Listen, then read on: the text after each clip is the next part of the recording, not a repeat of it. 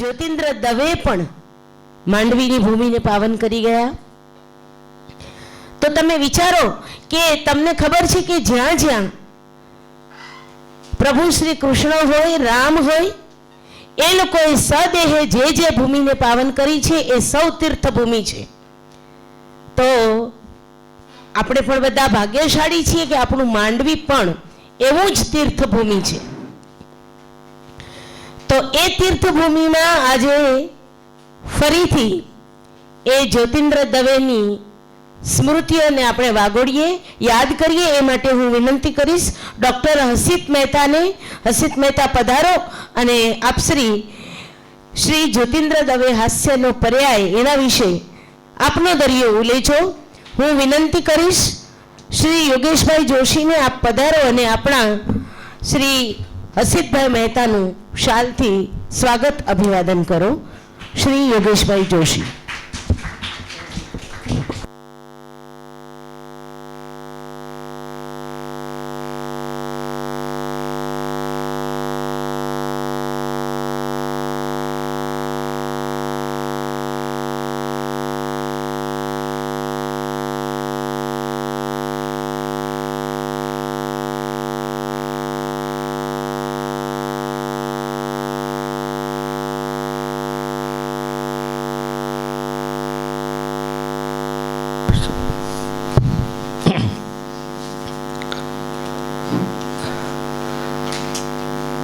વાલા વિદ્યાર્થી ભાઈ બહેનો, મુરબ્બીઓ અને મિત્રો,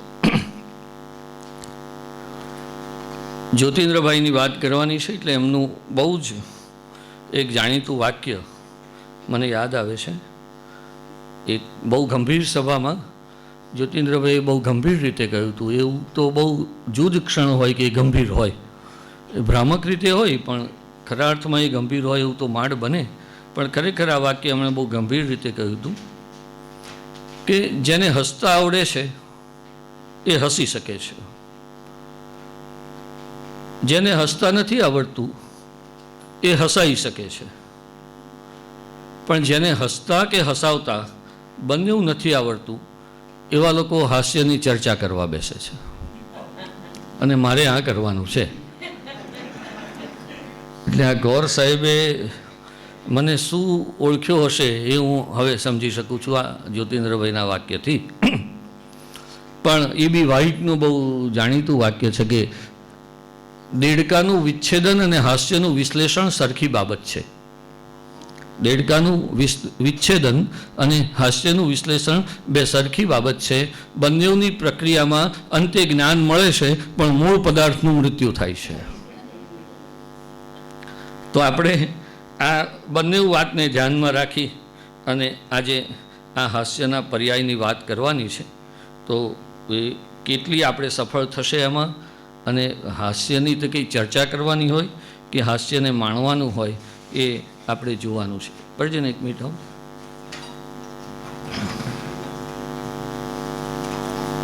એક મિનિટ.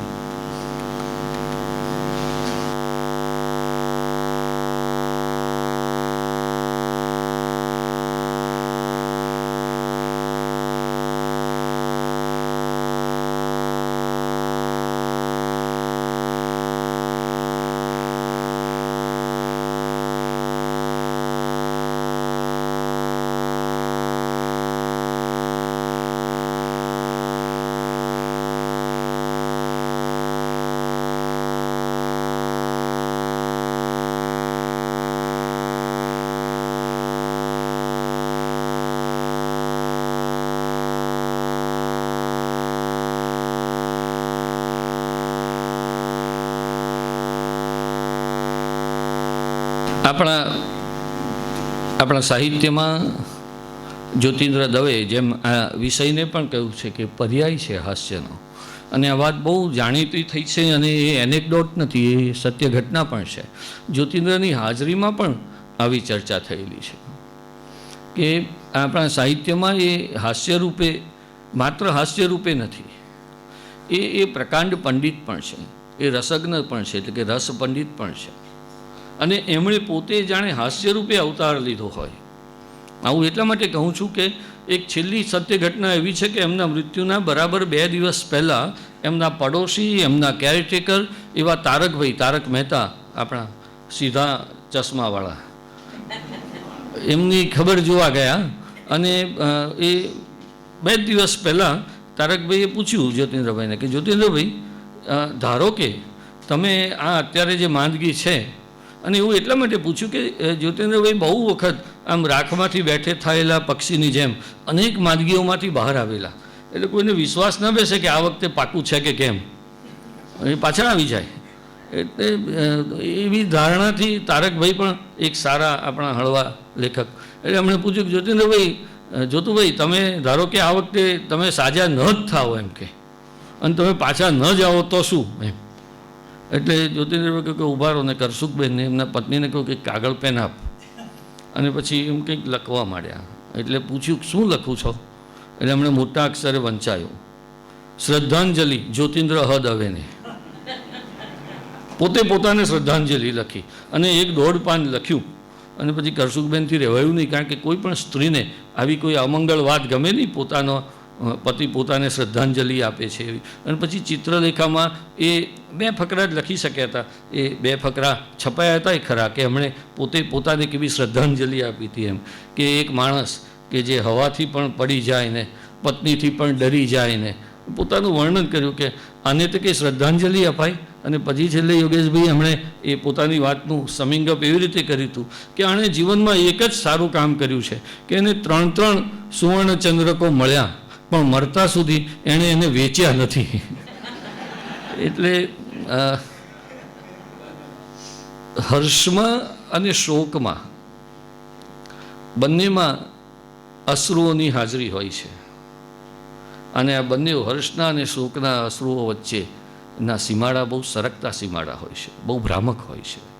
એ બંને વચ્ચે ક્યાં બંનેના સીમાડા મળી જાય, બહુ પાતળી ભેદરેખા હોય છે આંસુઓની પણ. નરસિંહ રાવની બહુ સરસ પ્રાર્થના છે દિવેટિયાની, કે સુખ બીજ મૂક્યું સૌ દુઃખ વિશે, સુખ બીજ મૂક્યું સૌ દુઃખ વિશે, જગતના સુખમાં દુઃખ મિશ્ર દિશે. મને અનુભવ છે, આપણા સૌને અનુભવ હશે આપણા જીવનમાં પણ, કે હાળું સુખ આવે ને તો એ દુઃખના પડીકામાં બંધાઈને આવે છે. આપણે હવે પડીકું જોવું કે અંદરનો પદાર્થ જોવો, એ દ્રષ્ટિ એક ફિલસૂફ તરીકે, એક હાસ્ય સર્જક તરીકે નહીં, હાસ્યકાર તરીકે નહીં, પણ એક હસતા ફિલસૂફ તરીકે જ્યોતિન્દ્રએ આપણને બતાવી છે. તુચ્છ ઝઘડાઓ હોય, ખોટી શબ્દજાળ ગેરસમજો હોય, મિથ્યા વાગયુદ્ધો હોય, મિથ્યાભિમાન હોય, આ બધાને એ બહુ સરસ રીતે, હળવી રીતે, હાસ્યાસ્પદ રીતે ખુલ્લા પાડે છે અને પછી આપણને ચેતવે છે. તો આવા સાત્વિક એવા એક હાસ્ય સર્જકની આજે આપણે વાત કરવાની છે. અને એમના હાસ્યની સૌથી ઉપરની સપાટી પરની કોઈ બાબત હોય તો એ નિર્દંશ છે, એ દ્વેષ રહિત છે. એ જેની ગમ્મત કરતા હોય, એ જેની ફિરકી ઉતારતા હોય, એ જેને ટકોર કરવા માગતા હોય, એને પણ ખરાબ ન લાગે એ રીતે એ પણ પોતાની વાતમાં, એમની વાતમાં હસી પડે અને તાળી પાડે, એવો આપણો હાસ્યકાર છે. એ આપણે એવું જાણવાની જરૂર જ નથી ને કે એ 1901માં સુરતમાં જન્મ્યા હતા. એ આપણે જાણવું નથી કે 23માં BA અને 1925માં MA થયા હતા. હું તમને એ તો કહેતો જ નથી કે જ્યોતિન્દ્ર 1926થી 1933 સુધી મુંબઈમાં મુનશી સાથે ગુજરાતી સાહિત્યનો ઇતિહાસ લખવામાં સાથે હતા. અને જ્યારે મુનશી આઝાદીની ચળવળમાં જેલમાં ગયા ત્યારે ત્યાંની કબીબાઈ હાઈસ્કૂલમાં એમણે ભણાવ્યું અને ગુજરાત માસિકનું સહસંપાદન પણ એમણે છેક 1933 સુધી જ્યોતિન્દ્રભાઈએ કરેલું. 1937માં સુરતની MTB કોલેજમાં 1963થી 66 સુધી, કારણ કે પછી તો 37 પછી મુનશીની વિનંતીથી એ ફરી પાછા મુંબઈ ગયા અને મુંબઈ સરકારના ભાષાંતર ખાતામાં જોડાયા અને છેક 56માં નિવૃત્ત થયા. ત્યાં સુધી એમણે ત્યાં એ કામ કર્યું. એ બધું જાણીને આપણે શું કામ છે? અને એ તો બધાને ખબર જ છે કે માંડવીમાં 1963થી 66 સુધી અહીંયા પણ આચાર્ય હતા. અને આ પદ એવું છે ને કે મને તો બોલવું જ ગમે નહીં. એ બહુ વિચિત્ર પ્રકારનું પ્રાણી થઈ જાય છે જ્યારે વ્યક્તિ આચાર્ય થાય છે ત્યારે. એવું 2 જ જણ કહી શકે, તે બીજા જ્યોતિન્દ્ર. 1966માં ગુજરાતી સાહિત્ય પરિષદમાં એ પ્રમુખ થયા અને એ વાત બહુ જગ જાહેર છે, એટલે તમે લોકોને મારે કહેવાની તસ્દી લેવાની નથી કે ફલાણી ઉંમરે 1980ના 11મી સપ્ટેમ્બરે એ અવસાન પામ્યા હતા. રણજીતરામ સુવર્ણચંદ્રક, કુમાર સુવર્ણચંદ્રક એ તો બધા ઠીક છે, પણ મારે બહુ ગર્વ સાથે અને જ્યારે અહીંયા ગુજરાતી સાહિત્ય પરિષદના ઉપપ્રમુખ હાજર છે ત્યારે વધારે આનંદ સાથે કહેવાનું થાય છે કે ગુજરાતી સાહિત્ય પરિષદ આજે પણ ગુજરાતના જાણીતા અને સારા અને ઉત્તમ હાસ્યકારને જ્યોતિન્દ્ર નામના પારિતોષિકથી બિરદાવે છે. એ જ જ્યોતિન્દ્રની આપણી વચ્ચે આજે પણ હોવાની એવી એક ઘટનારૂપ આ ચંદ્રક છે, જ્યોતિન્દ્ર હાસ્ય પારિતોષિક. એમના સર્જનો પણ આમ ટોચકું કહેવાય એટલા હું બોલું ને તોય અડધો કલાક જતો રહેશે. રંગ તરંગના 6 ભાગ, બારી નોંધ પોતી, પાનના બીડા, અલ્પાત્માનું આત્મપુરાણ, નજર લાંબીને ટૂંકીને, ત્રીજું સુખ, રોગ, યોગ અને પ્રયોગને જ્યાં ત્યાં પડે નજર મારીને, પોતાના જ લેખોનું સંપાદન જ્યોતિન્દ્ર તરંગ એ રીતે એમણે કરેલું. લગ્નનો ઉમેદવાર એમનું ખૂબ જાણીતું નાટક, આત્મપરિચયને એ કોણ હતી એવા એમના પેરોડી કાવ્યો, પ્રતિકાવ્યો પણ ખૂબ જાણીતા. ધનસુખલાલ મહેતા સાથે 26 પ્રકરણની ભદ્રમ ભદ્ર પછીની આપણી બહુ મહત્ત્વની એવી હાસ્ય નવલકથા અમે બધા સુરતના રોજબરોજના જીવનને રજૂ કરતી આપણને મળેલી છે. મહત્ત્વનું છે એમના વાંગમય વિહાર અને વાંગમય ચિંતન પુસ્તકો. વાંગમય વિહારમાં એમના સર્જક પરિચયના લેખો અને વાંગમય ચિંતનમાં કઈ ઠક્કર વસંતજી વ્યાખ્યાનમાળા અને એમાં આપેલા વ્યાખ્યાનો અને રસશાસ્ત્ર ઉપરને એ રીતે કાવ્ય પદાર્થ ને કાવ્ય ચર્ચા ઉપરના એમના એ ચિંતન લેખો વાંગમય ચિંતનમાં છે. કેટલાક કામો એમણે હાસ્ય ઉપરાંત પણ જવાબદારી રૂપે કરેલા છે, જેની નોંધ લેવાની હજી આપણે બાકી છે અને બહુ સરસ કામો છે. દાખલા તરીકે 20 પાન એમનું બહુ ઐતિહાસિક ત્રિઅંકી નાટક છે. ઐતિહાસિક એટલે એમાં મૂળ વાત 20 પાન તો વિષની જ છે, એટલે કે માઇથોલોજીકલ છે, એટલે કે શંકરની છે, પણ એને ઇતિહાસ સાથે જોડી દઈને એમણે આ બહુ સરસ ગંભીર ત્રિઅંકી નાટક લખ્યું છે. ભિક્ષુ અખંડાનંદનું ફૂલ લેન્થ ચરિત્ર, જીવન ચરિત્ર કોઈ લખ્યું હોય તો એ જ્યોતિન્દ્રએ લખ્યું છે. વડ અને ટેટા એ મોલિયરનું પેલું જાણીતું પ્રહર્ષણ છે માઇઝર, એનું એમણે ભાવાનુવાદ કર્યો છે. સામાજિક ઉત્ક્રાંતિ અને અબ્રાહિમ લિંકનનું જીવન અને વિચાર એ એમના અનુવાદ ગ્રંથો છે.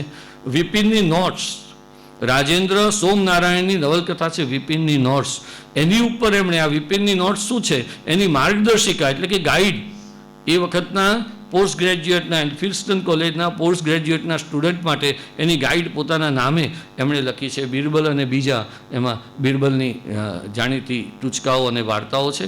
અને ગુજરાતી સાહિત્યનો મધ્યકાલીન સાહિત્ય પ્રવાહ એનું સહસંપાદન પણ એમણે કર્યું છે. આ તો જાણે કે પ્રકાશિત પુસ્તકો છે એમના, ભલે અપ્રાપ્ય છે પણ નોંધાયેલા તો છે ક્યાંક ને ક્યાંક. પણ 20ના દાયકામાં એમણે ગુજરાતમાં પુસ્તક સમીક્ષા અને બીજા કેટલાક પ્રકીર્ણ લેખો એ નામે 88 લેખો લખ્યા છે, જે હજી પુસ્તક થવાના બાકી છે ગુજરાતના. સુરતના સુદર્શન અને પ્રતાપ 1929 થી 1933 દરમિયાન આ બંને છાપાઓમાં એમણે દૈનિક કોલમ લખી છે. આ પણ હજી પુસ્તક થવાની બાકી છે. 1932-33માં એમની અધૂરી નવલકથા મોચીડાનો મોચીડો, એક રવિવાર નામનું સાપ્તાહિક આવતું હતું, એનું નામ જ રવિવાર, અને એમાં મોચીડાનો મોચીડોના 14 પ્રકરણો એમાં પ્રસિદ્ધ થયેલા છે, એ પણ હજી આપણે જોવાના બાકી છે. અખંડાનંદમાં તો એમણે 1947 સુધી લગભગ કેટલા દાયકા સુધી સતત જ લખ્યા કર્યું ને એના બધા લેખો ગ્રંથસ્થ નથી થયા. અખબારી લેખન, નૂતન ગુજરાત, હિન્દુ, હિન્દુસ્તાન, જન્મભૂમિ, સંદેશ, ગુજરાત સમાચાર, આ દૈનિકોમાં આટલા દૈનિકોમાં એમણે સતત લખ્યું છે. 1950ના દાયકામાં એમણે જીવન માધુરી, જે જાણીતા સામાયિકો છે આપણા, એ ઉપરાંત જીવન માધુરી, ભક્તિ ધર્મ આવાજ, પ્રજાબંધુ, ગુજરાતી નાટ્ય, આ બધા સામાયિકો ઉપર એમણે દર વર્ષે ઘણા લેખો લખ્યા છે. ગુજરાતી 2 ફિલ્મો, કયાગરો કંથ અને કન્યાદાન, આ બંને ફિલ્મોનું સંવાદ લેખન જ્યોતિન્દ્ર દવેએ કર્યું છે. તો સંખ્યાબંધ પુસ્તકોની પ્રસ્તાવના એમણે લખી છે. મને કહેતા આનંદ થાય છે કે આપણા એક સારા સંશોધક એવા ઉર્વિશ કોઠારી આ અગ્રંથસ્થ જ્યોતિન્દ્રનું ઘણા વખતથી સંપાદન કરી રહ્યા છે ને હવે બહાર પડશે. હું માનું છું કે ઓછામાં ઓછા 7 થી 8 પુસ્તકની શ્રેણી બહાર આવશે અને ત્યારે આપણે આ નિર્દંશ અને નિર્દોષ હાસ્યવાળા એક કોઠામાં બાંધી દીધેલા જ્યોતિન્દ્રને નવી રીતે પુનર્મૂલ્યાંકિત કરવાનો સમય આવશે એવું મને લાગે છે. તો આ બધી વાતો કંઈ બહુ અગત્યની નથી એટલે આપણે કરતા નથી. એમણે જે કરી છે ને એમનું એક ચિત્ર ધનસુખલાલ મહેતાએ બહુ સરસ આપ્યું છે.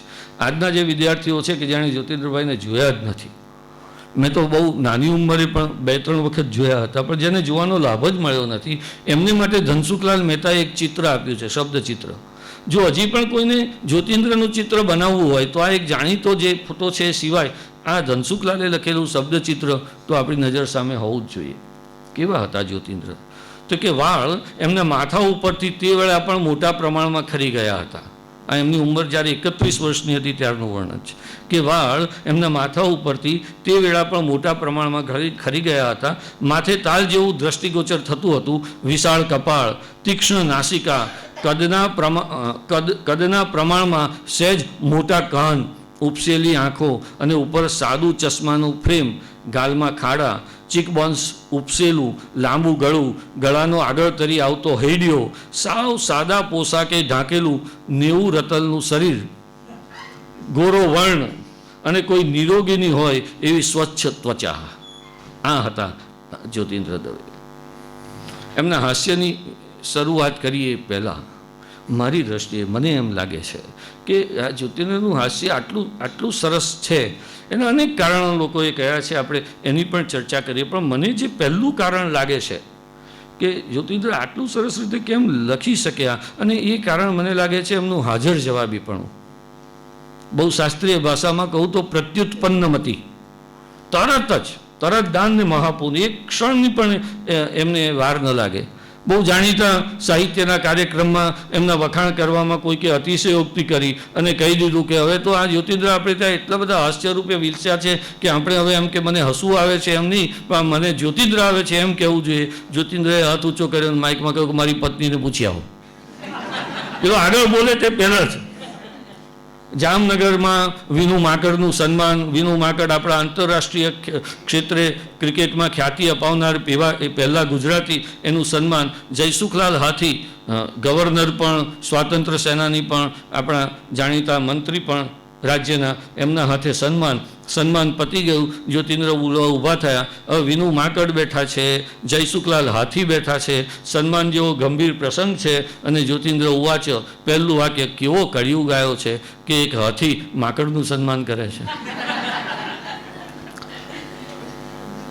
યોગેશભાઈ બેઠા છે એટલે એમની માફી માગીને કહી દઉં કે એકવાર આવા સજ્જન નાગરોની સભા હતી અને બધા સભામાં એ વખતે પણ નાગર તો એ વખતે જાણીતી જ્ઞાની એવી જ્ઞાતિ ગણાતી હતી, યોગેશભાઈ સુધી તો ખરું. અને તોય એવી ચર્ચા થઈ કે આપણી જ્ઞાતિમાં વિધવા વિવાહ દાખલ કરવો કે નહીં.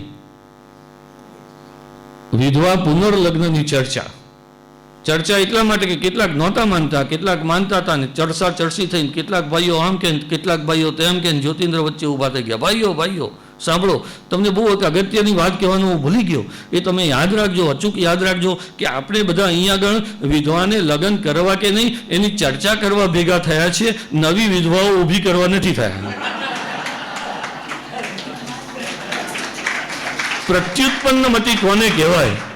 ત્યાં ને ત્યાં જ એક ઇન્ટરવ્યુમાં એમને પૂછ્યું કે તમે જન્મ્યા ત્યારે એમ કે બહુ દુબળા હતા. હા, બહુ દુબળો હતો કે છે. મારા બધા પરિવારના લોકો એને બધાએ કહી દીધું હતું કે આ છોકરો 6 મહિનાથી વધુ નથી જીવવાનો, પણ તમે સમજી લેજો એવું કહેનારા આજે કોઈ જીવતા નથી. હું છું. ઉમાશંકરને નહોતા છોડ્યા. ઉમાશંકરને શું સૂઝ્યું તે એમની ગમત કરવા ગયા. જ્યોતિન્દ્રને કેમ છો ન કહેવાય એને બધા એની ઠેકડી ઉડાડવા ગયા કે જ્યોતિન્દ્રના માં છે ને, જ્યારે જ્યોતિન્દ્રનો જન્મ થવાનો હતો ને ત્યારે બહુ ચિંતામાં હતા કે મને દીકરી આવે તો સારું, મને દીકરી આવે તો સારું. તેમના માએ 9 મહિના સુધી દીકરીનો વિચાર કર્યો ને તો આ નાજુક જ્યોતિન્દ્ર જન્મ્યા. જ્યોતિન્દ્ર સાંભળ્યા, ઊભા થયા. ઉમાશંકરને વંદન કરું છું. મારા મનના માણીગર છે, મારી વનની વાત એમણે જાણી લીધી, મારી માની વાત જાણી લીધી. એ જે કહે છે એ 100% સાચું છે. મારી માને એમ હતું કે દીકરી આવે અને હું આવ્યો, એ તો વાત સાચી જ છે. પણ મને ચિંતા એ થાય છે કે આ ઉમાશંકરની માને તો અવઢવ હતી.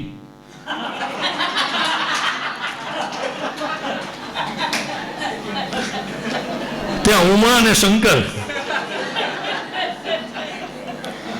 શું પ્રત્યુત્પન્ન હતી. કેટલો સાદો સવાલ કોઈ કે પૂછ્યો કે જ્યોતિન્દ્ર તમે નાના હતા ત્યારે શું કરતા? કેટલો સાદો સવાલ. હવે આના કેવા કેવા જવાબો હોઈ શકે. નાના હતા ત્યારે શું કરતા હતા, તો લોકો કેટલી જાતનું વિચારી શકે. તમે વિચાર, આના 1000 જવાબ હોઈ શકે, પણ જ્યોતિન્દ્ર કે છે એ કોઈ ના કહી શકે. વિશ્વમાં ગમે ત્યાં જાઓ તમે એનું જ્યોતિન્દ્ર તમે નાના હતા ત્યારે શું કરતા હતા, તો કે મોટો થતો હતો. હા, અને તમે ફિલોસોફિકલ ગણો અને તમે વાસ્તવિક ગણો.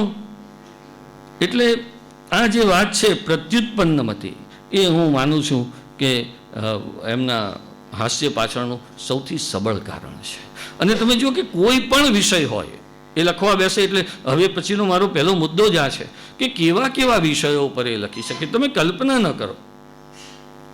આપણે ત્યાં સામાન્ય રીતે એવું કહેવાય છે કે ગાંધીયુગ આવ્યો એટલે ગાંધીયુગે પંડિત યુગની આદર્શવાદી ફિલોસોફીમાંથી વાસ્તવવાદી તરફ અને સામાન્ય વાતો ઉપર અને પછી જાજરૂની માખીને એવા વિષયો ઉપર કવિતાને આદર્શમાંથી માનવ મનના ભાવો સુધી લઈ આવ્યા કે એ લોકો પહેલાં કપડાના ટાંકા સંગ્રહી રાખે છે ને બળતા પાણીને આવી વાતો ઉપર લઈ આવ્યા. મારું કહેવું એમ છે કે ગાંધીયુગ તો આવતા આવ્યો, પહેલાં જ્યોતિન્દ્ર આવ્યા હતા. અને જ્યોતિન્દ્રએ આ પંડિત યુગીન ભારેખમ ફિલસૂફીમાંથી સાહિત્યને અત્યાર સુધી હાસ્ય સાહિત્ય જ્યોતિન્દ્રના આવતા પહેલાં હું ગંભીર રીતે કહું છું કે હા, સાહિત્યને જો આપણે વર્ણ વ્યવસ્થામાં આપણે કંઈ મનુવાદી દ્રષ્ટિથી નથી કહેતો, હું જ્યોતિન્દ્ર દ્રષ્ટિથી કહું છું કે સાહિત્યને જો વર્ણ વ્યવસ્થામાં આપણે મૂકીએ તો નવલકથાકારોને તો આપણે વેપારી જ કહેવા પડે, કવિ તે બ્રાહ્મણ છે. એવી રીતે વિવેચક એ ક્ષત્રિય છે. તો હું માનું છું કે હાસ્ય એ શુદ્ર હતું અને શૂદ્રને મુખ્ય ધારામાં લઈ આવવાનું કામ બહુ ગંભીર રીતે જ્યોતિન્દ્રએ કર્યું છે. સામાન્ય રીતે આ પેલી પ્રત્યુત્પન્નમતી એની મારા મનમાંથી જતી જ નથી. સામાન્ય રીતે એવો સામાન્ય વિષય હોય, કોઈ વિચાર પણ ન કરે. કોઈ કે એને કહ્યું કે જયંતિ ઉજવવાની છે, તમારી 50 વર્ષની જયંતિ ઉજવવી જોઈએ માણસોની, તો કે આ ઉજવવી જ જોઈએ. કેમ?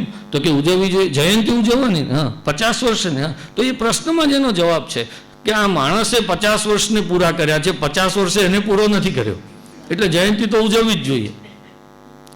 ધનસુખલાલ મહેતાને રણજીતરામ સુવર્ણચંદ્રક મળ્યો. હવે રણજીતરામ સંબંધે ધનસુખલાલના સગા મામા થાય. રણજીતરામ મહેતા ધનસુખલાલ મહેતાના સગા મામા. અને ધનસુખલાલને લખતા કરવામાં, ઉછેરવામાં, પ્રેરણા આપવામાં, વાર્તાઓ લખાવવામાં મામાનો બહુ મોટો ફાળો પણ ખરો. એક એવો ગમ્મતનો પ્રસંગ પણ છે, સહેજ આડી વાત છે તો પણ, કે એક વખત રણજીતરામ આવ્યા અને પૂછ્યું, ધનસુખલાલ આ તું વાર્તા છપાવું છું તો તને આમાં કંઈક પુરસ્કાર રૂપિયા મળે છે? તો કે હા મામા, મને 5 રૂપિયા મળે છે. તો કે પકડ 20 રૂપિયા. કેમ? તો કે હવેની 4 વાર્તાના 20 રૂપિયા હું તને એડવાન્સમાં આપી દઉં, પણ તું વાર્તા ના લખીશ. આવી વાર્તાઓ તારા નામે મારાથી વંચાતી નથી. અને પછી ધનસુખલાલને સારી વાર્તા લખતા રણજીતરામે કરેલા વગેરે વાતો. અને એમને પછી બહુ મોડો ધનસુખલાલને રણજીતરામ સુવર્ણચંદ્રક મળ્યો. અને ધનસુખલાલને મળ્યો અને એના બીજા જ વર્ષે જ્યોતિન્દ્રને મળ્યો. એટલે કોઈકે ગમ્મત કરવા જ્યોતિન્દ્રને પૂછ્યું કે જ્યોતિન્દ્ર તમને સુવર્ણચંદ્રક મળ્યો, એ તો કોઈ દિવસ ખાસી ઉલ્લેખ નથી થતો, અને આ ધનસુખલાલ તો કાયમ સુવર્ણચંદ્રક રણજીતરામનો લટકાઈને ફરે છે. જ્યોતિન્દ્ર જેનું નામ તે લટકાવે જ ને. એમના આગલા ઘણા વર્ષો રણજીતરામે એમને લટકાવેલા. એ 50 વર્ષે માણસ, એ 50 વર્ષ માણસે પૂરા કર્યા છે, 50 વર્ષે એને પૂરો નથી કર્યો. અને એમ કે જયંતિ ઉજવવી હોય ને તો એમાં 3 વ્યક્તિની જરૂર પડે. એક તો પ્રશસ્ય વ્યક્તિ, એ તો તમારી નજર સામે જ છે. બીજું કે જેની જયંતિ ઉજવવાની હોય એના પ્રશંસકો હોય તો ઉજવાય. અને ત્રીજું, તાળી પાડનારું ટોળું પણ જોઈએ, તો જ હું જ્યોતિન્દ્ર વિશે બોલીશ.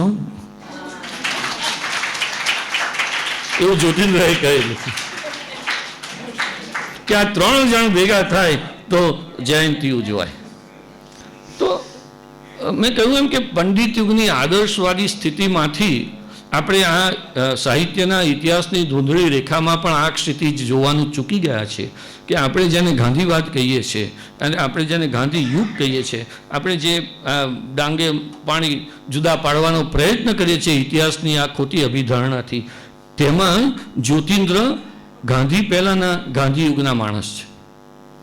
પંડિત યુગમાં એની શરૂઆત છે, પણ એનું જે આરોહણ છે, એની જે ફ્લાઇટ છે, એ તો ગાંધી યુગના સામાન્ય માણસની છે. એક સાવ કાદવ જેવો સામાન્ય વિષય, ગંધાતો, કદરૂપો, તુચ્છ કાદવ ઉપર તે કંઈ નિબંધ લખાય? જ્યોતિન્દ્ર લખે છે. શું લખે છે?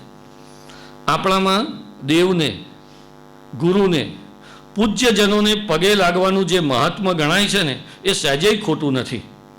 કારણ કે કોઈને પગે લાગીને જ એના મગજમાં પેસી શકાય છે. એ પ્રમાણે કાદવ પણ મારા પગે લાગીને જ મારા મગજમાં પેસી ગયો છે. અને એટલે જ આ રીતે કાદવ પર લેખ લખીને એને બહાર કાઢ્યા વગર મારો છૂટકો જ નથી. પછી લખે છે, સંસારમાં અનેક લપસણા સ્થાન છે, પોતાની સ્નિગ્ધતા વડે પતન કરાવે એવા અનેક વિષયો છે, અને એ સૌનું ભાન આપણને આ કાદવ કરાવે છે. તે કેટલેક સ્થળે ખૂબ જ સ્નિગ્ધ, પછી લખે છે બગડી ગયેલા શીરા જેવો, બીજે ઠેકાણે સુકાઈને ધારવાળો થઈ ગયેલો, ત્રીજે ઠેકાણે વળી પા ભાગ પાણી ને પોળો ભાગ કાદવ જાણે જાડી કઢી ન હોય એવો, અને ચોથે ઠેકાણે 80% પાણી અને 20% કાદવ સાવ નાતની પાતળી દાળ જેવો જોવા મળે છે. હવે વચ્ચે સ્નિગ્ધ, અનેક સ્નિગ્ધ વસ્તુઓ છે એવી એક ટકોર કરીને વળી પાછા તમને એ કેવા વિષયમાં એ આપણને લઈ જાય છે. તો પોતાની અનુભવ સૃષ્ટિ, પોતાના આસપાસના જગતની સૃષ્ટિ, એ જગતના જે માણસો છે એની વિચિત્રતા, અને એ વિચિત્રતામાંથી એને જે અનુભવો થાય છે, આત્મ અનુભવ થાય છે, એને એ સર્વાનુભવ તરીકે વહેંચી આપે છે. અને એમાંથી એ વસ્તુ કે પદાર્થને જે આપણે સામાન્ય ગણતા હોઈએ, જેમ કે મેં ઉદાહરણ આપ્યું એમ કાદવ, એને પણ એ અસામાન્ય બનાવીને મૂકી નાખે છે. બહુ જ જ્યોતિન્દ્રની વાત આવે એટલે બાટલીના બૂચની વાત આવે ને આવે છે.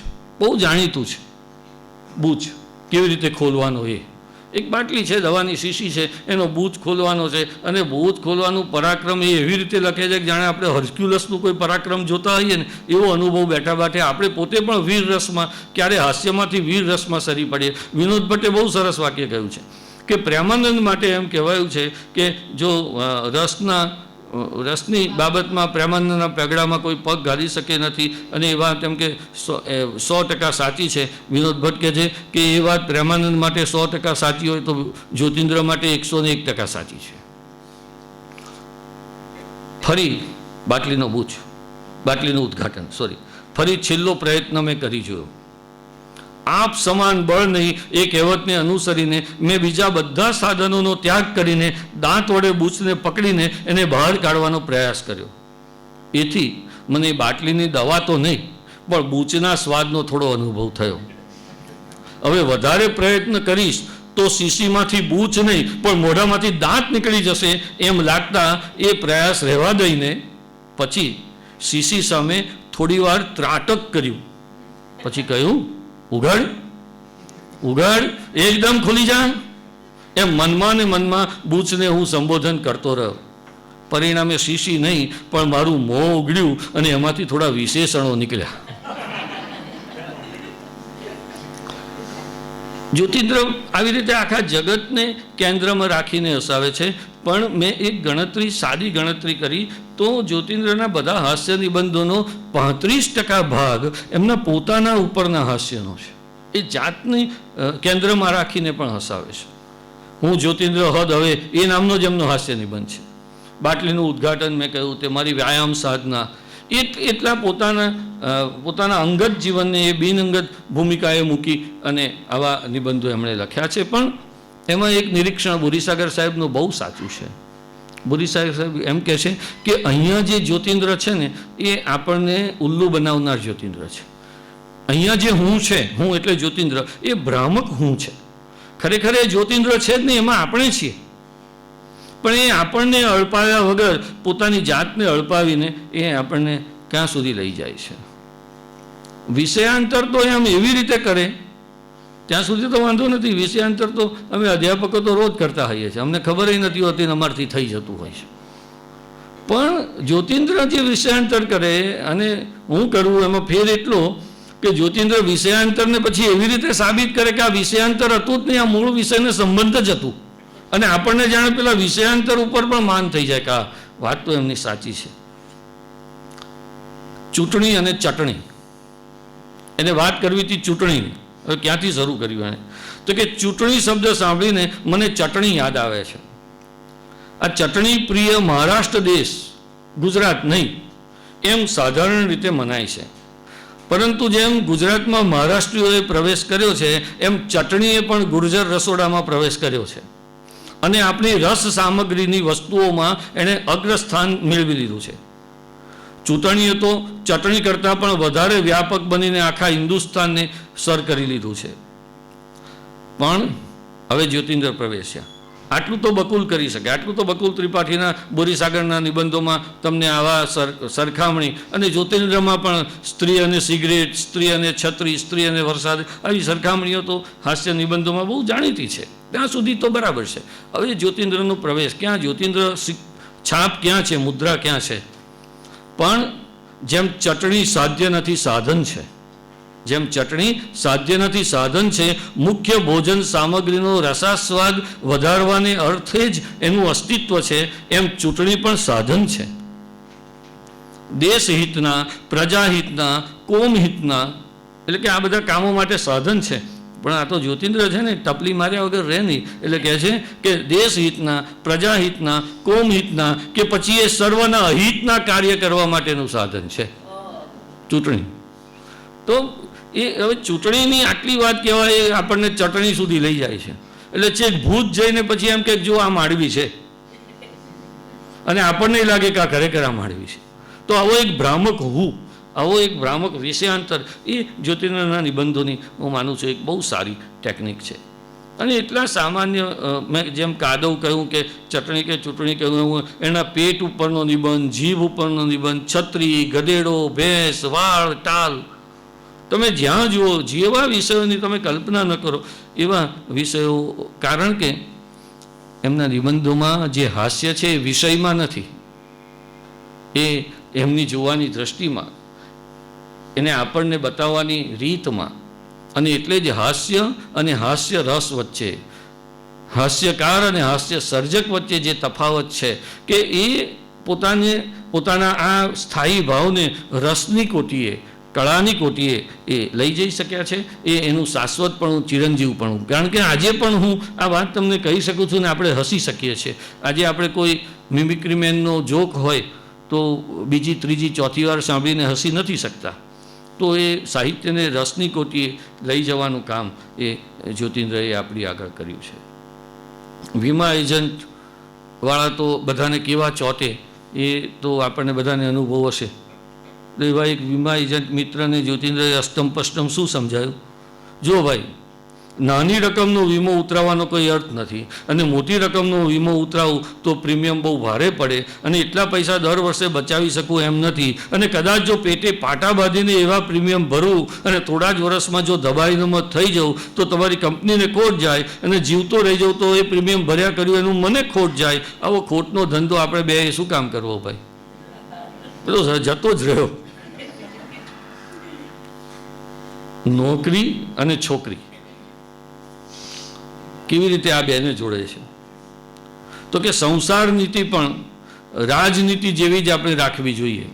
હવે ધ્યાન રાખજો કે અહીંયા નોકરી કે છોકરીની વાત કરે છે કે શેની વાત કરે છે? પહેલા જ વાક્યમાં એણે કહી દીધું કે સંસાર નીતિ પણ રાજનીતિ જેવી રાખવી જોઈએ. કેવી? તો કે આશા, આકાંક્ષા, અપેક્ષા હંમેશા ઊંચી રાખવાની, પણ એ ના પરિપૂર્ણ થાય તો જે મળે એનો સ્વીકાર કરી લેવાનો, અને પછી વધારે મેળવવા સતત પ્રયત્નશીલ રહેવાનું. બધી લખે છે જીવનની પુષ્ટિ માટે નોકરી અને હૃદયની તૃષ્ટિ માટે છોકરીની પ્રાપ્તિ આવશ્યક છે. એથી એ બંને જેટલે અંશે મનને સંતોષ આપે એટલે અંશે જ એક કાર્ય સાધક બની શકે છે. પણ મીઠાઈ ન મળે તો રોટલી ન ખાવી એ ભૂખે મરવાની નિશાની છે. એના કરતાં તો રોટલી ખાતા જવું ને સાથે સાથે મીઠાઈની કલ્પના પણ કરતા જવું અને એ રીતે તનના પોષણ અને મનના પોષણ માટેનો ઉત્તમ માર્ગ શોધતા જવું. હવે સંસાર નીતિ ને રાજનીતિ સાથે સાંકળીને રાજનીતિમાં લોકો આવી અપેક્ષા રાખે, ના મળે તો જે આવ્યું એ લઈ લે. એટલી ટપલી મારવા માટે એ આપણને, મેં કહ્યું ને એમ કે ભૂત લઈ જાય ને પછી માંડવી બતાવે. એની જે કળા છે એ પેલો જાદુગર હોય અને એ અનેક છરાવાળી અનેક તલવારવાળી એની પેટી હોય અને એમાં પેલી લલના કેવા વસ્ત્ર પરિધાન કરીને, લાલ હોય તો પીળું, પીળું હોય તો લીલું પહેરીને કેમ બહાર આવે, એવું કપરું કામ આ એની શબ્દ રમતમાં કરે છે. એક ટોપી ઉછાળે ને બીજી પકડે ને ત્રીજીને ટપલી મારે ને ચોથી આવે ત્યાં તો પહેલીને પકડી લે ને આ રીતે જે આખું એક વર્તુળ રચાય એવી એની શબ્દ રમતનું વર્તુળ આપણને રચીને એના ભ્રામકમાં, એના ભ્રમમાં આપણને ફસાવી દે છે. શબ્દોના, અવળ વાણીના, અવળ તર્કના. એને નિબંધનું શીર્ષક જ આપ્યું ચોરોના બચાવમાં. ચોરોનો કોઈ બચાવ કરે તો કે જ્યોતિન્દ્ર કરે. કેવી રીતે કરે તો કે તત્વજ્ઞાનની દ્રષ્ટિએ અર્થ એ અનર્થનું મૂળ છે, એટલે કે પૈસા ના જોઈએ. તત્વજ્ઞાનની દ્રષ્ટિએ અર્થ એ અનર્થનું મૂળ છે. ધનની માયામાં મુગ્ધ થઈને મનુષ્યો સંસારની જાળમાં ફસાતા જાય છે. અર્થોત્પાદન અને એના સાધનોમાં રચ્યા પચ્યા રહીને ઈશ્વરોપાસનાથી એ વિમુખ થતા જાય છે. આવા ધનની પીડામાંથી મનુષ્યને મુક્ત કરનારા આ જગતમાં બે જ લોકો છે, એક સદગુરુ અને બીજો સદચોર. આપણે બંનેઓને અન્યાય કરીએ છીએ. ક્યાં સદગુરુ ને ક્યાં સદચોર. તો એવી પ્રયુક્તિઓ આ શબ્દ રમતની જેમ એમાં હ્યુમર પણ છે. હું વિદ્યાર્થીઓ બેઠા છે એટલે ટેકનિકલ વાતમાં જતો નથી, પણ એમાં હ્યુમર પણ છે, વીટ પણ છે, સેટાયર એટલે કટાક્ષ પણ છે, સાર્કેઝમ પણ છે, પેરોડી પણ છે. અને દરેક પ્રકારની એને એટલી સહજતાથી કોઈ શાસ્ત્રનો ભાર રાખ્યા વગર, રાધર એ નિબંધોમાંથી આપણે એનું શાસ્ત્ર ઊભું કરવું પડે એ રીતે એમણે આ બધી પ્રયુક્તિઓને પ્રયોજી છે. કુસ્તીમાં મારી વ્યાયામ સાધના, કુસ્તીમાં આમ ચિત્ત થવાની હોય ને, કુસ્તીમાં પેલાને ચિત્ત કરી દેવાનું. પણ તમે આમ એકદમ મારામારી ઉપર ઉતરી જઈને કરવા શું માગો છો તો કે ચિત્ત. ઓહો વાતચીત ને તો બેસીને કરીએ. ક્યાંથી ક્યાં વાતને લઈ જાય.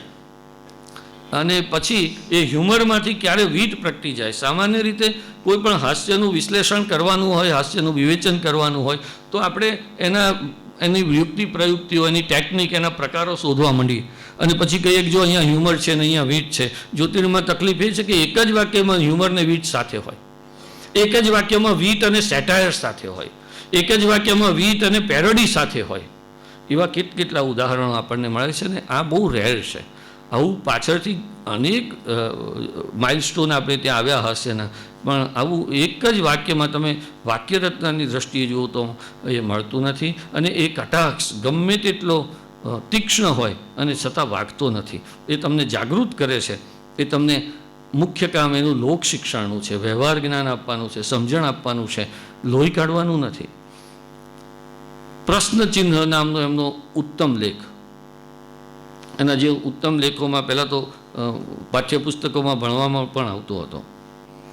મનુષ્યના આકારમાં જુદા જુદા વિરામચિહ્નો સંસારમાં ફરતા માલુમ પડે છે. હવે જો વિરામચિહ્નોને મનુષ્ય જોડે કેવી રીતે લઈ જાય છે. દરેક મનુષ્યનું વિશિષ્ટ લક્ષણ અમુક વિરામચિહ્નો વડે સહેલાઈથી દર્શાવી શકાય છે. કેટલાક મનુષ્યો મૂર્તિમાન આશ્ચર્ય ચિહ્ન જેવા હોય છે. એમનો સ્વભાવ, એમનું વર્તન, એમની વાતચીત આપણને આશ્ચર્ય પમાડે એવી હોય છે. અધૂરું કાર્ય કરીને પછી તેને છોડી દેનાર આરંભસુરા સર્જનો, કેવળ સંકલ્પ કરીને મૂકી દેનાર પુરુષો એ અર્ધવિરામ જેવા કહેવાય. કૌંસમાં મૂકવા લાયક મનુષ્યો પણ ઘણા છે. પોતાનો વાડો કરી એમાં જ બંધાઈ રહી કૂપમંડુક રહેલા ઉપલા વર્ગમાં આવે છે, એટલે કૌંસના માણસો. અને પછી કહે છે આ વિશાળ જગતમાં ધર્મ, જાતિ, જ્ઞાતિ, રાષ્ટ્ર વગેરે કૌંસરૂપ છે. એ અગત્યનું નથી. કંસરૂપ છે. આવા લોકો પ્રજાઓ, જાતિઓ વગેરેને પોતાની સીમામાં સ્થિર રાખી બહારના જગતને બને એટલો વિમુખ કરવાનો પ્રયત્ન કરીને હંમેશા કૌંસમાં રહેતા હોય છે. તો આ કૂપમંડૂકતા માણસની ધર્મ, જાતિ, જ્ઞાતિને નામે અને માણસને કૌંસની બહાર રાખી દેવાની જે આખી ફિલોસોફી છે એ અહીંયા આપણને કામમાં લાગે છે.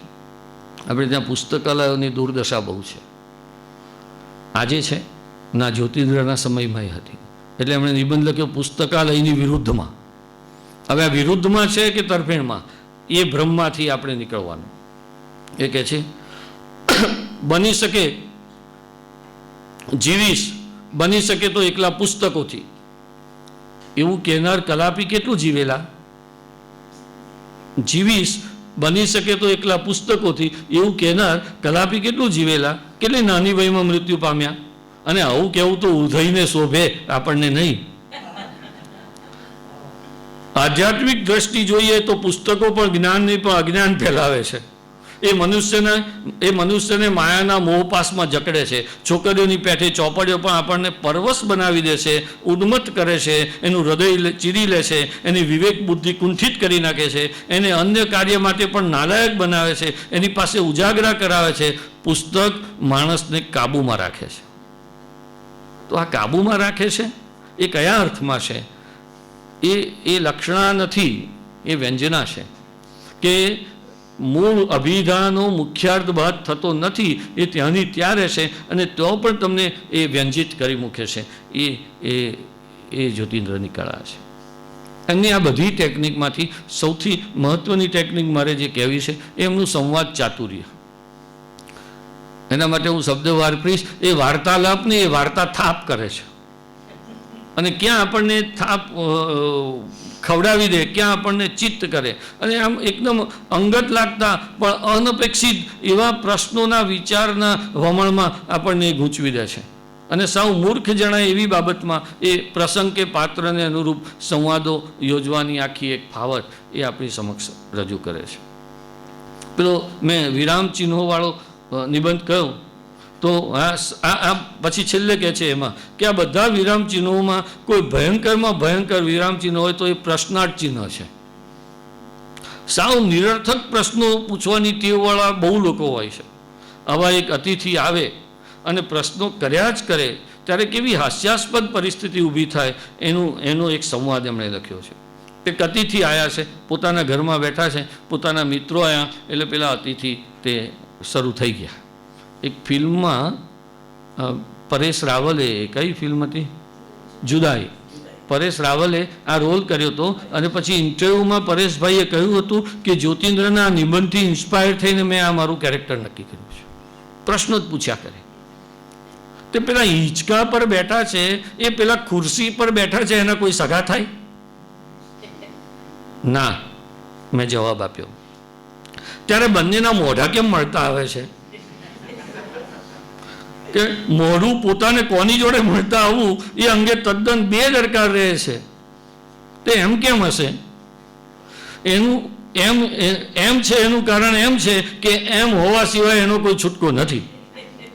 તો પેલા હમણાં તમારી જોડે વાત કરતા હતા એ કંઈ ભણેલા છે? હા. કેટલું? કે કક્કો, બારખડી, આંખના પાટા વગેરે. એ ધનવાન છે?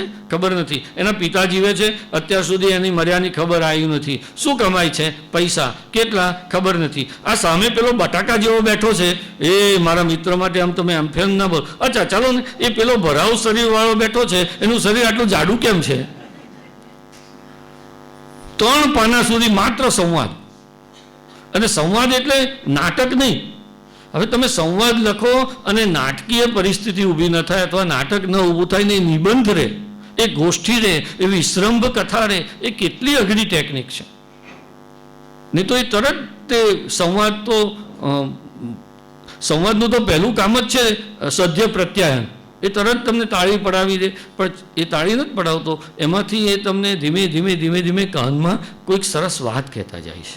તો આ એમનું હાસ્ય આ કારણે હું કહું છું કે માત્ર શબ્દનિષ્ઠ કે પ્રસંગનિષ્ઠ હાસ્ય નથી, એ વિચારનિષ્ઠ હાસ્ય છે. અને એટલે એમને હસતા ફિલસૂફ પણ કહ્યા છે. આ વાત હું તમને બીજી રીતે સમજાવું કે કોઈ પણ હાસ્યકાર માટે નિરીક્ષણ, અસામાન્ય નિરીક્ષણ, કોઈ ન જોઈ શકે એવું નિરીક્ષણ એ સામાન્ય બાબત છે. અને તો જ એ હાસ્યકાર થઈ શકે. આપણે પણ જો હાસ્યલેખ કરવો હોય તો આવા અરૂઢ નિરીક્ષણો કરવાના છે. જ્યોતિન્દ્રની કળા એ છે કે એમનું જે સર્જન છે ને એનું તત્વજ્ઞાન એની કરોડરજ્જુ છે, એની ચિંતન, એનું પાંડિત્યપણું એની કરોડરજ્જુ છે. અને એટલે એમનું જે દર્શન છે ને, એમનું જે નિરીક્ષણ છે ને, એ દર્શનની કક્ષાએ પહોંચે છે. નિરીક્ષણને દર્શનની કક્ષાએ પહોંચાડવું એનું નામ છે જ્યોતિન્દ્ર દવે. સાદી વાત તો બધાય કરી શકે, હસાઈ શકે, તાળી પડાવી શકે, પણ તાળી પડાયા પછી તમને ગંભીરપણે વિચારતા કરી મૂકે નથીનું મહત્વ. એ ચોરોના બચાવમાં, પુસ્તકાલયની વિરુદ્ધમાં નથીનું મહત્વ. મહત્વ કોનું હોય? જે હોય એનું હોય કે ન હોય એનું હોય, કે નથીનું મહત્વ. આપણને ઘણીવાર એમ થાય, જ્યોતિન્દ્ર લખે છે, આપણને ઘણીવાર એમ થાય કે આ નથી, પેલું નથી, એ નથી, પેલું નથી, પણ એમ કંઈ પણ નથી એમ ધારી લેવાને બદલે આપણે શું એમ ન કહી શકીએ કે ભલે ઘણું બધું નથી, અરે કંઈ પણ નથી પણ હું નથી એમ તો નથી ને. આ આશ્વાસન નથીનું મહત્વ નથી બતાવતું. અને પછી લખે છે કે આટલું વાક્ય કહેવામાં પણ મારે નથી વાપરવું પડે છે. તો હું આ છેલ્લી વાત મારી કહીશ કે જ્યોતિન્દ્રને મૂલવવા હોય, મેં શરૂઆતમાં જ કહ્યું કે નિર્દંશ ને નિર્દોષ હાસ્યની વાત તો બહુ થઈ, પણ આ 2-3 બાબતો મને લાગે છે. મેં પહેલી કહી કે પ્રત્યુત્પન્નમતી એનું હાજર જવાબીપણું. મેં બીજી કહી કે અનેક પ્રયુક્તિઓ, અનેક ટેકનિકોને એક સાથે પ્રયોજવી. એ મેં ત્રીજી વાત કહી કે આ એમની જે ફિલોસોફી છે, એમનું ચિંતન છે, એ એમના હાસ્યને રસની કક્ષાએ, એમના હાસ્યને કૃતિની કક્ષાએ. આપણે ત્યાં હાસ્યનો પીસ લખો ને પછી તો સમય એવો આવ્યો કે છાપાઓને પણ હાસ્યની કોલમ વગર ચાલ્યું નહીં. અને બહુ જ હાસ્યાસ્પદ કોલમો હાસ્યરસની આવે છે, જેને આપણે હાસ્યખંડ કહી શકીએ, હ્યુમરસ પીસ કહી શકીએ, પણ સાહિત્ય નહીં. એ સાહિત્યની કોટીએ પહોંચાડીએ ત્યારે જ શકે કે એ આપણને શાશ્વત વિચાર આપે, એ રસની કોટીએ આપણને લઈ જાય. અને એ કામ આ હસ્તા ફિલસૂફે કહ્યું છે. અને એવા ઉચ્ચ કોટીના સાહિત્યકારની વાત કરવામાં આ લોકોએ મને આમંત્ર્યો, એથી તમારે મને સહન કરવો પડ્યો. એટલે હું તમારા સૌની ક્ષમા માગું છું. આભાર.